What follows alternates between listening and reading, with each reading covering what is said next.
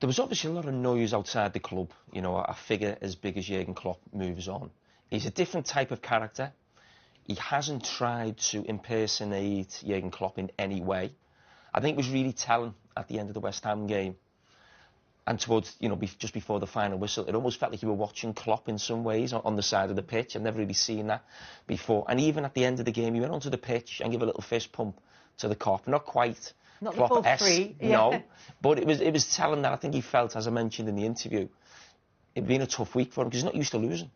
Certainly Premier League games. So it was only the second game I think Liverpool lost all season. And there's been a calmness about him and the club. There's been a lot of noise outside with the contracts, but don't forget he didn't bring players in. He assessed the squad. He was quite calm about the fact that he didn't need to sort of buy anybody. I mean, when does that ever really happen? A new manager comes in, there's always talk of, oh, he's going to bring 2 or 3 players from his old club. Or, you know, the division that he's been in, the Eredivisie. But that didn't happen. And that's one of the things I do like, not just about Slot, but actually the club right now. There is a sort of...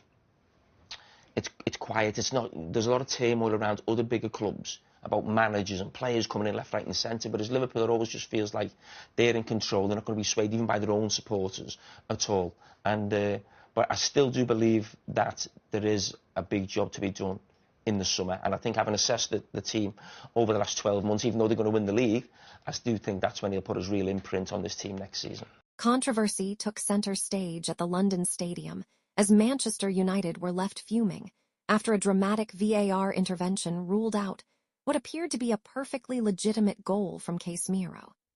The Brazilian midfielder thought he had given United a crucial breakthrough midway through the first half when he powered a header beyond the West Ham goalkeeper from close range. United players wheeled away in celebration, while replays inside the stadium suggested Casemiro was clearly onside at the moment of contact. However, celebrations were abruptly cut short as referee Michael Oliver was instructed to consult VAR. After a lengthy check that left players, fans, and pundits baffled, the goal was chalked off for offside, a decision that sparked immediate outrage on the pitch and in the stands.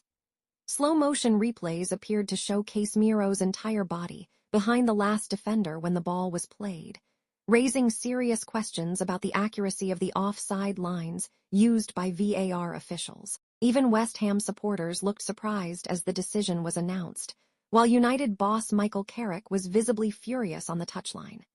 Bruno Fernandes was seen remonstrating with officials, demanding an explanation, while Casemiro himself stood in disbelief, shaking his head as play resumed. The decision shifted the momentum of the match, with United struggling to regain their rhythm after the setback. Former referees and pundits were quick to criticize the call, branding it harsh, inexplicable, and another example of VAR overcomplicating clear decisions.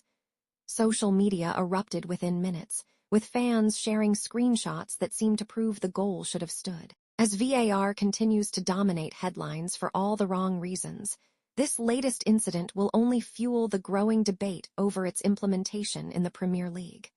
For Manchester United, it was a moment that could prove costly, and one that will be remembered long after the final whistle.